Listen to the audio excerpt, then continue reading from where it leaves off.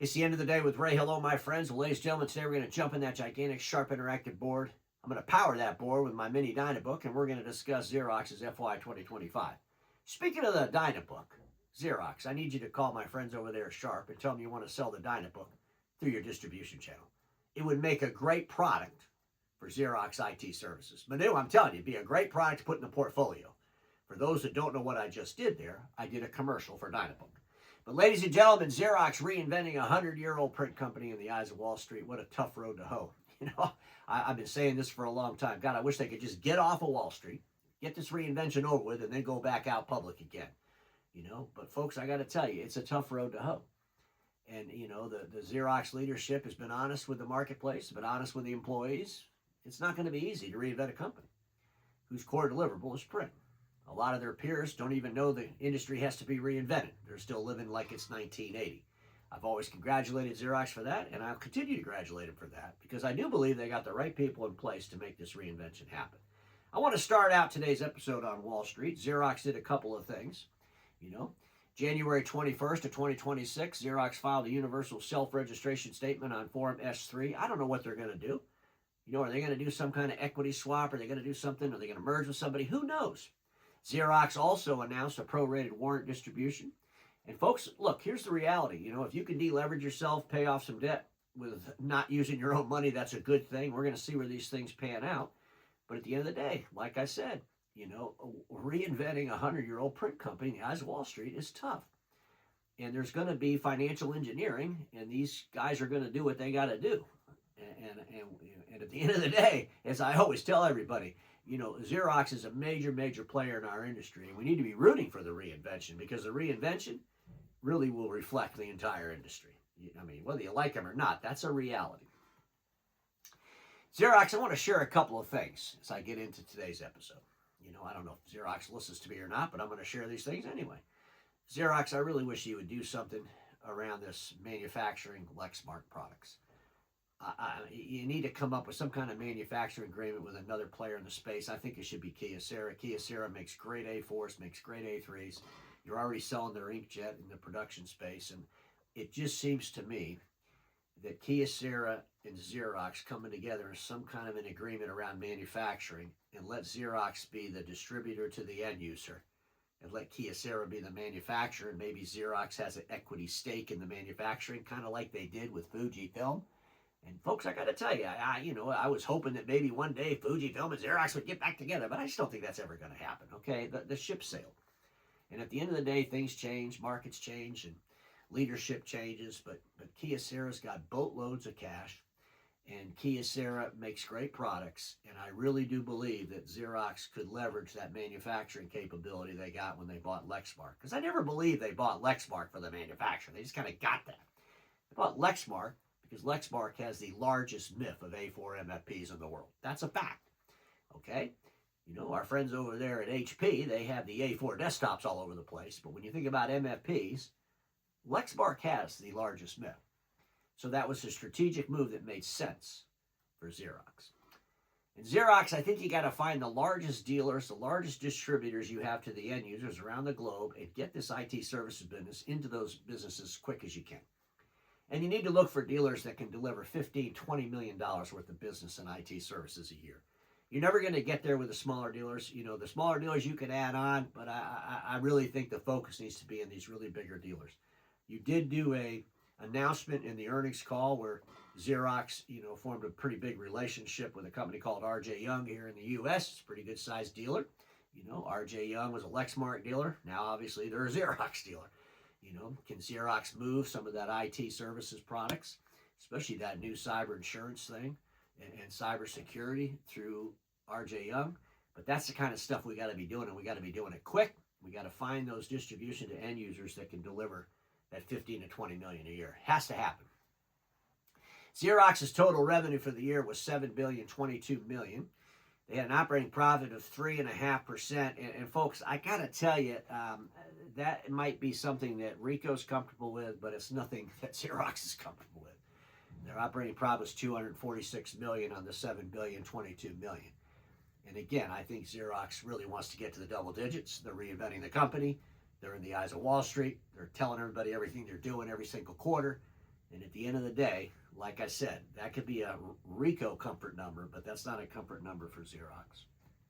I wanted to look at the different segments. Let's look at the revenue. If you think about the print and other segments, the equipment part of that was $1,488,000,000. The post sales was $4,784,000,000 for a total of $6,272,000,000 in print and other.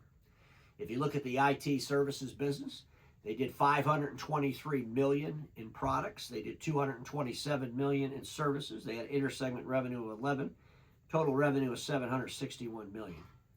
I wanted to look at the breakout in the IT piece. I'm watching this. You know, I will tell you this. I don't believe Xerox is ever going to have like 60% of the revenue coming from services and, 40% coming from equipment. Xerox has the capability to sell equipment on a global basis, and they can sell a lot of equipment. The problem is equipment doesn't really carry a lot of profitability in the compute space, okay?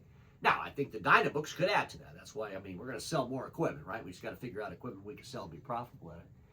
But the services revenue is 30%, and the products revenue 70%.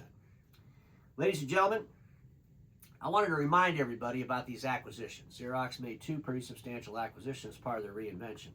They closed the deal on IT Savvy October 17th of 2024. And so they have had all of the IT Savvy revenue in 2025. And they closed the deal with Lexmark on July 1st of 2025, which means they have 6 months worth of revenue from Lexmark in the FY2025 numbers. I wanted to go back and figure out what IT Savvy was doing, back in 2023. Back in 2023, from what I could find, they were doing $409 million. And if you look at what Lexmark was doing on an annual basis, 6 months worth of that revenue before Xerox bought them should be about $1,120,000,000. You put those two numbers together, it's $1,529,000,000. If you compare the revenue of where FY 2025 ended and you pull those numbers out, because that would be something they bought, added revenue, right? You pull those out, they're down 20% from the 2023 numbers.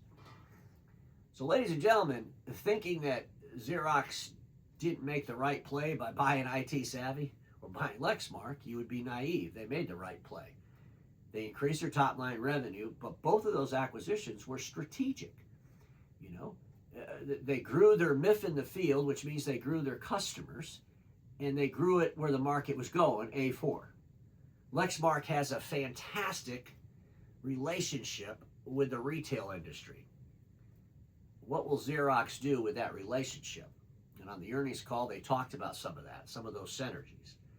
But these were 2 strategic acquisitions that made sense. And without them, they would be down 20% revenue from 2023.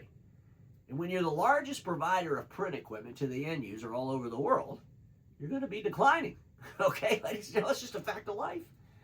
And everything that anybody in our industry puts out in the market, whether that's a printer on a desktop or whether that's an MFP in the hallway, the day after you put it in there, it's going to decrease in value. They're going to use it less, which means you're going to service it less, which means you're going to supply it less, which means the revenue is going to be less. It's just a fact of life. And our industry's got to go through its own reinvention. All the players, all the actors in the industry. Xerox says they want to have 20% of their revenue coming from the IT business. Well, let's just say that Xerox is an $8 billion company, which I believe they will be by the time they get in the year 2027. I think 2026, they're probably going to come in at what they're projecting, that 7.2 to 7.5 billion. But I'm thinking in 2027, they're going to be a solid 8 billion. Well, 20% of 8 billion in IT would be $1,600,000,000. And we just saw where they did about 761 million. They got a long way to go. And the only way they're going to get there, in my opinion, is they got to figure out how to go after distribution at the higher end to get those folks to get that stuff into their bases. They could do it, but what they damn sure can't do is the things that Konica and Rico have been doing with IT services. When I look at the IT services business, they had a 5.6% operating profit. That was their margin. And, folks, 5.6% is not good. You should have a pretty high operating margin when you're getting into the services piece. but they're going to sell a lot of products, which is going to weight that down, which means they got to get that top line number to grow higher. And folks, here's the reality. I mean, if they were doing 20% in IT services today, based on that $7 billion, $22 million, that would be a $1.4 billion business. They say, key performance indicators and trends, they put this in there, that in 2025, more than 60 million of opportunities sourced from legacy Xerox print clienteles. And this is why I believe they have to get to the bigger distribution points, to the end users, those bigger partners they have, really understand what the potential is in those accounts. And if the Xerox bigger distribution to end user partners don't want to play in that space, then Xerox needs to know right away. If they want to play in that space, then Xerox needs to do some analysis with these folks and really find out what the potential is, and really go after it with a vengeance. Because 60 million is a low number. When I think about just IT savvy, in 2023 doing 409 million, what do we are? 18 months later, they're finding 60 million worth of opportunities. That's pretty big, but IT savvy doesn't exist anymore. It's Xerox IT Services. It's part of this multi-billion-dollar business, and it really has to figure out how to leverage its partners. Xerox came out with a fantastic deliverable. We've all seen the press releases. I did an episode on it. It's exciting stuff. They take an IT, cybersecurity, and cybersecurity insurance. They put together some great partnerships. And folks, I really believe they have something here. I even gave it a name. I'll share that in a minute. I came up with a better name than what they were calling it. I don't know if they'll take my advice or not, but I'm going to share it. But Xerox, I think you got to have some kind of a fee-based assessment that you could take out into the marketplace, which will drive revenue. I mean, seriously, we have to be able to sell intellect. I've been telling this to my dealer friends, and I don't think Xerox is any different. And when I think about this IT, cybersecurity, and insurance, there has to be a way that we could package some kind of an assessment to that SMB space that we could scale quickly and sell millions and millions of dollars of these assessments. I think there's a way to do it.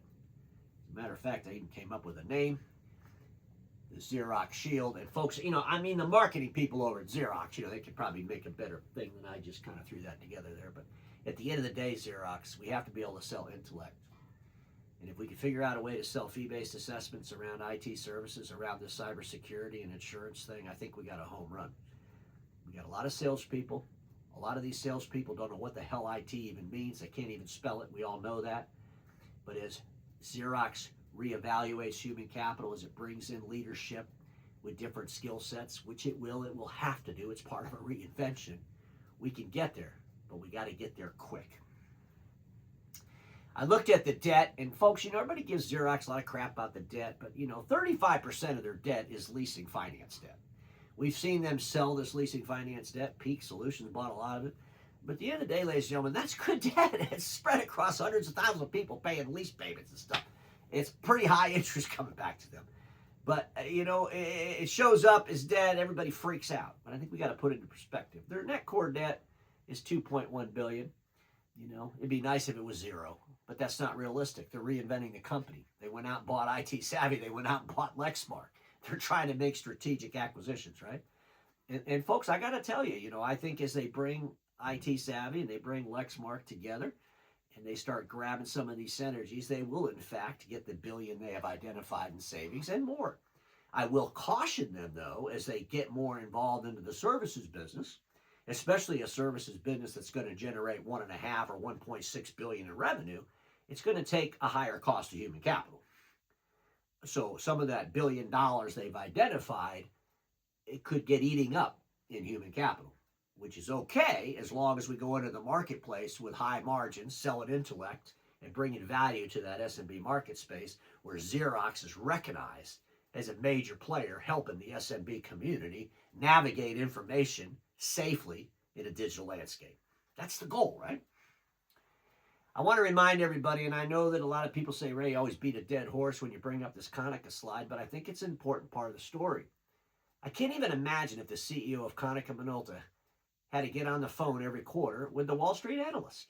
Folks, I listen to every single one of those Xerox calls. And I guarantee you, these analysts would be eating that CEO of Konica for lunch. They'd be like, so Cunningham and Ulta, you know, in FY2024, or their FY2025, which ended in March, right? They lost $438 million in operating profit.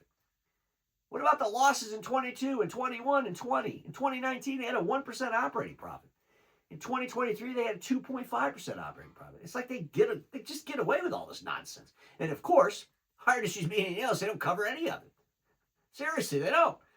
They allow the CEOs of the different parts of the world to probably do some kind of webinars and talk everybody why everything's going great at Cunningham and Ulta. Well, it's not going great at Cunningham and Ulta. Cunningham and Ulta bought All Covered. That was their vision of doing IT services. They did that back in 2012. Total revenue for their last full FY was $609.9 million, and that includes the IT services and all the software and stuff linked to the print machines. So that's not very much, being in it for that long. Represented 10% of their total revenue in print after 2012. Even though the CEO told everybody here in the U.S., the CEO of U.S., we're going to take that over to Europe and sell it. I mean, it's just amazing to me how much scrutiny Xerox gets around the financials, around their debt, and these other folks just get like a free walk. But I'm going to remind you all, and I'm doing this because I don't want Xerox to do the same thing. I don't want Xerox to go out there and only have 10% of their revenue coming from IT services. I don't want Xerox to go out there and be comfortable with a 2% operating profit. Or better yet, our friends over at Ricoh with a 1.7% operating profit on $13.1 billion in revenue. 6.3 billion of that 13.1 was in office services, IT solutions. What the hell? I guess they're giving it away for nothing. You know, Ricoh just announced they're getting out of IT services in the U.S. They bought Mindship back in 2014, and they just sold it off to Netflix. So at the end of the day, there's lessons to be learned in this, and I can't help it that our media analysts don't want to cover any of this. They would rather just copy and paste wherever the OEMs give them to copy and paste. Xerox's guidance is $7.5 billion for FY 2026. And they'll get there. They'll get there because they'll have the additional revenues from Lexmark. IT Savvy's growing pretty substantially. They'll get there some of that revenue. They're going to lose some print revenue because that's just the way it is, because everything they got out in the field that's print related is declining in revenue, right? They're going to have $250 in free cash flow, and they want adjusted income of $450 to $500 million.